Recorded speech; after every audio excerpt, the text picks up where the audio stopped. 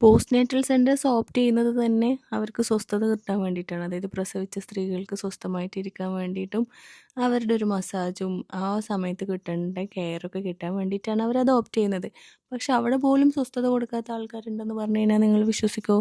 അതിനും വേണ്ടി ചില ആളുകൾ ഇവരെ കാണാൻ വേണ്ടി വരും. ആദ്യം അവർ ചോദിക്കുന്ന ക്വസ്റ്റ്യൻ ആയിരിക്കും, നിങ്ങൾ മറ്റേ മരുന്ന് കഴിച്ചില്ലേ? ഇവിടുന്ന് ഏത് മരുന്നാണ് തന്നത് ആദ്യം?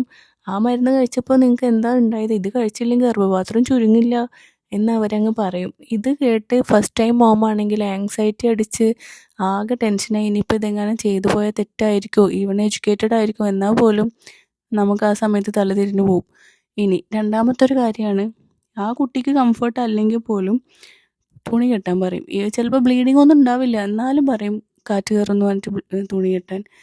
ഇനി അവർക്ക് കംഫർട്ട് ആണെങ്കിൽ ഓക്കെയാണ്. ഇത് അതുമല്ല. ഇനി മൂന്നാമത്തെ ഒന്നാണ് പാമ്പേഴ്സ്. നമ്മൾ എത്ര കുഞ്ഞുങ്ങളെ പൊക്കിളിന് താഴെ ഇടാൻ പറഞ്ഞാലും അവരത് മേലെ കയറ്റിയിടും. കാര്യം എന്താ? ഇനിയിപ്പോൾ നനവുള്ള തുണി ആയിക്കോട്ടെ, അതും കയറ്റിയിടും. അതിലും കാറ്റ് കയറും അത്രേ. കാറ്റ് കയറാൻ എന്തെല്ലാം മാർഗ്ഗങ്ങളുണ്ട്.